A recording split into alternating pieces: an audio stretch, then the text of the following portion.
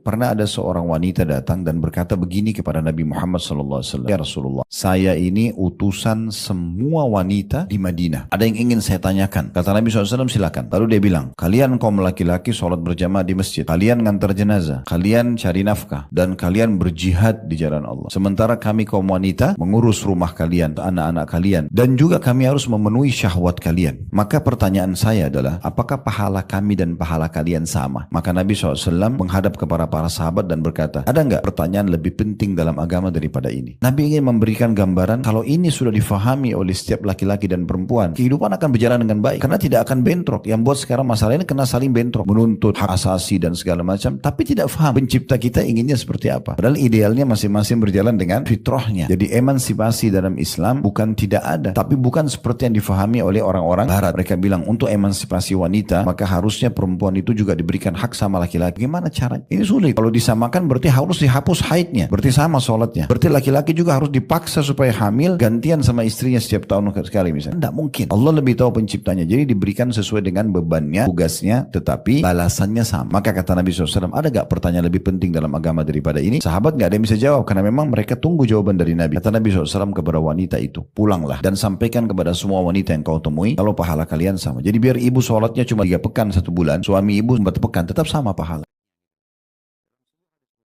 Dalam sebuah hadis Bukhari nomor 2886 dari Abu Hurairah bahwasanya baginda Nabi SAW bersabda, "Ta'isa abdud dinari wad dirhami wal qatifati wal khamisa in u'tiya radi wa in lam yu'ta lam yarda." Celakalah wahai budak-budak dinar, dirham. Qatifa artinya pakaian yang memiliki bludru, maksudnya baju-baju yang bagus gitu bermerek.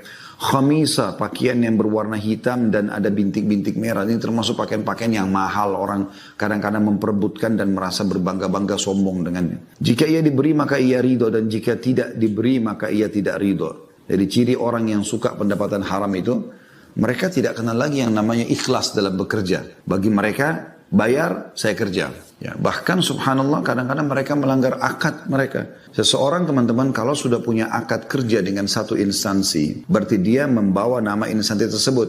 Dan kesepakatan gaji atau payroll yang ada setiap bulan itu menunjukkan sudah cukup bagi dia dan dia tidak punya hak untuk mengambil lebih daripada itu.